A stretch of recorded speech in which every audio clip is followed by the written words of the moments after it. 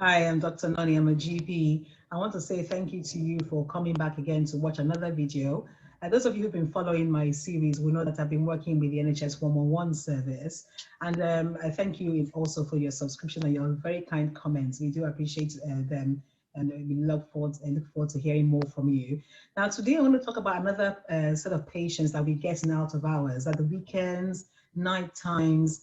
These patients come in, they're really desperate and they have dental pain. Have you had it before? I have, so I know, and I do empathize with these patients. But what happens is when they've called through to NHS 111 as they advised to call, there are no dentists. We don't have any dentists there. And so inevitably, when the dental triage nurses have clocked off, it comes to us GPs. And the jury is out amongst GPs. Should we treat? Should we manage? Or should we just simply say, wait for your dentist? So I have with me an expert to help us out here, because as a self-respecting GP, when you're in doubt, you should always ask for advice. And so please join me in welcoming Dr. Valerie Ike. Dr. Valerie is a Hello. dentist of many years experience. She's worked in as Max Fax. She's done community dentistry, and she's currently in general practice actually as a dentist. She's also a mother to two beautiful girls. Dr. Ike, welcome. Hello, everyone. Thanks for having me. So my first question, why are we seeing your patients? Why do we have to do our work and yours? Tell us, doctor. Well, first of all, I just say that I empathize with the fact that a lot of patients with dental pain and dental problems are coming to you. There is a widespread problem within the NHS, unfortunately, caused by the current pandemic.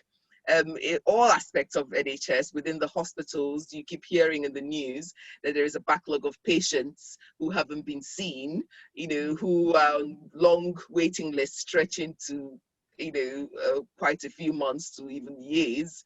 And unfortunately, dentists are no different. We for the past year or so, we have huge backlogs of patients that we have to get through, patients that have to be seen for their routine dental care, routine checkups.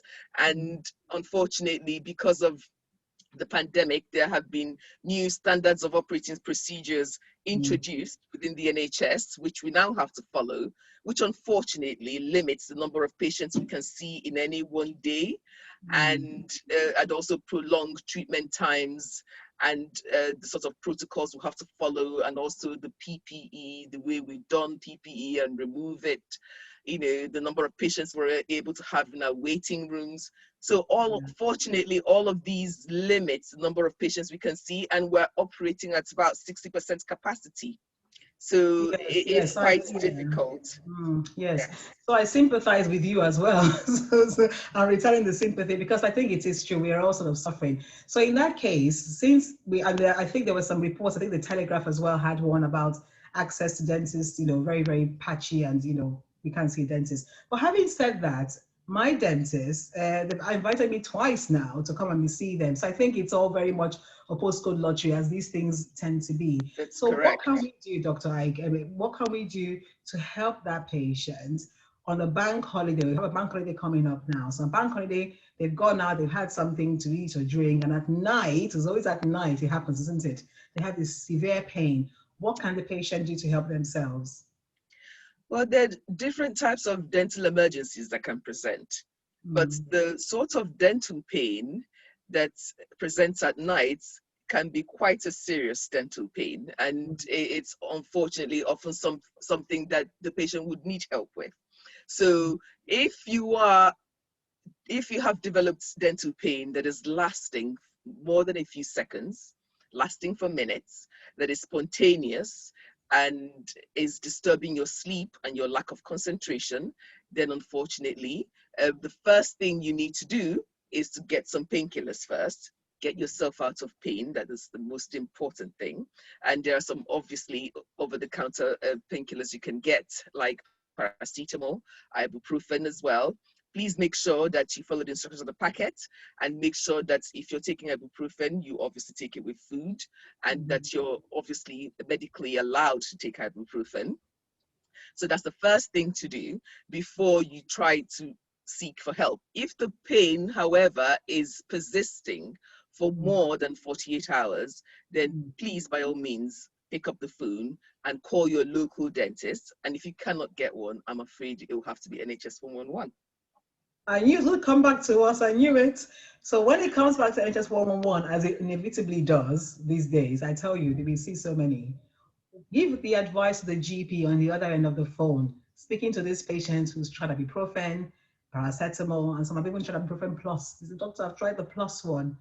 What does the GP do? When should we panic? When should we help? Or should we just say, not my problem, dentist problem? Wait. Okay, well, can I first of all say that I really empathize with you guys. I cannot imagine what it must feel like to be dealing with something that you feel is outside of your remit.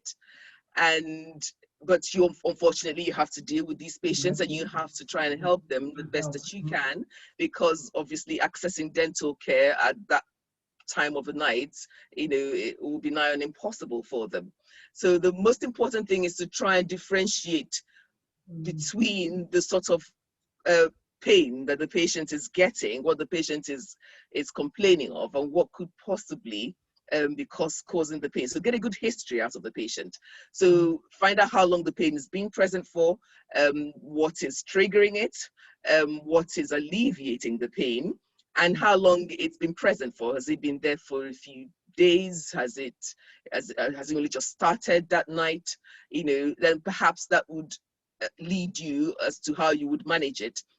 If you're worried, for example, about prescribing for the patients, prescribing antibiotics, I think whilst I don't want to sit here and advocate indiscriminate, irresponsible prescribing, not every dental pain requires antibiotics.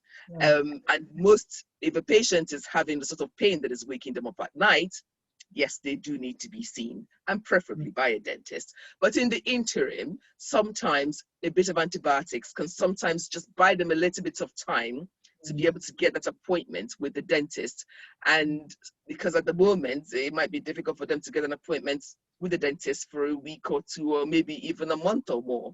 So err on the side of caution by all means, but I think if you prescribe antibiotics, so long as you know that you're not doing any harm to the patient's medical health, you're not necessarily doing the wrong thing. Rather, that's what I want to say. That's useful to know, because I mean, I'm of the category that I believe that if they have abscess, maybe they have a temperature or they have a toothache, and that they could just get antibiotics. And to be honest with you, I do give them and that you're as correct. well. But I think the worry, I think, for some of my colleagues is, when are we missing something? What are the sort of red flags that, when we hear over the phone, we should say, this one, is not out of my remit, as you said. Give us some examples of red flags to help us to differentiate and know how to triage these patients in the proper way, please. Well, I think the most important thing you need to know is if a patient complains that they've got a facial swelling. The facial swelling needs help. It's not often something that the patients can manage successfully at home. They can try some local measures to buy them a bit of time in the interim to help sort of treat their symptoms, like a bit of cold compress on the cheek, or obviously some painkillers like ibuprofen, for example. But ultimately, they will need to be seen, and they probably will need some antibiotics. So the most important thing is to try to differentiate between the type of facial swelling there is. So if a patient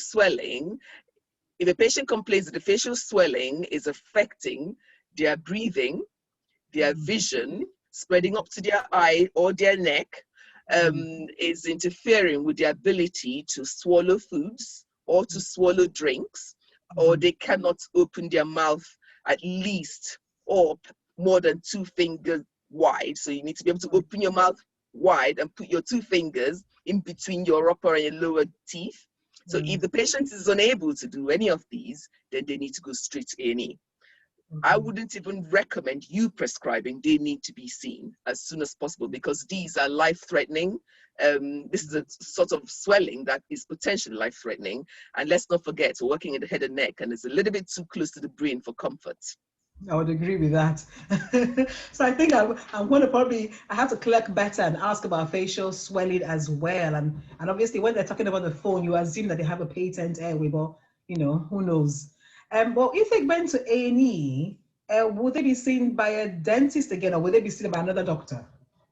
Well, most A&Es within England, and well, I should say within the UK really, would have a head and neck unit, or at least a head and neck senior house officer who is dentally trained, who can assess and manage a patient appropriately. So if there is none currently present within the A&E, they can definitely make a referral and have a MaxFax SHO, for example, come down to look at the patient.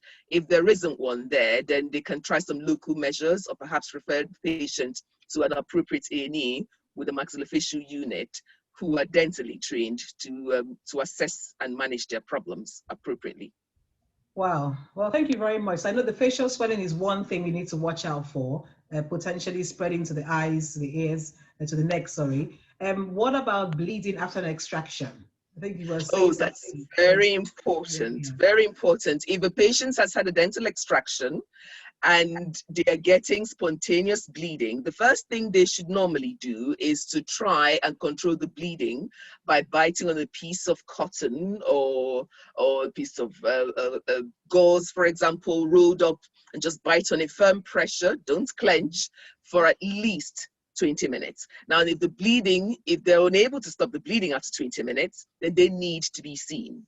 So the most important thing to note is that if the bleeding is uncontrolled and spontaneous, and they have tried local measures and they are unable to stop it, they need to go straight to A&E. But something else to also consider is if this bleeding is occurring during office hours and the patient's dentist is still open, then my advice is for the patient to go straight back to the dentist before they go to A&E and get the dentist to have a look and perhaps try some local measures within their repertoire to be able to try and control the bleeding. But if it's outside office hours, then please go straight to A&E. It's not something NHS 111 can control or manage. Well, you heard it here first. Don't come to us if you have bleeding after 20 minutes when you've had an extraction.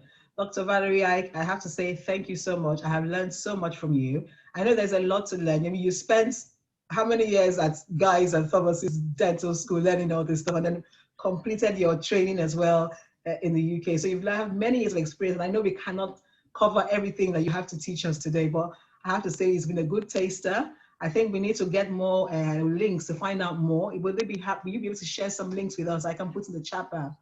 Definitely. I think visiting the NHS website is definitely one of them.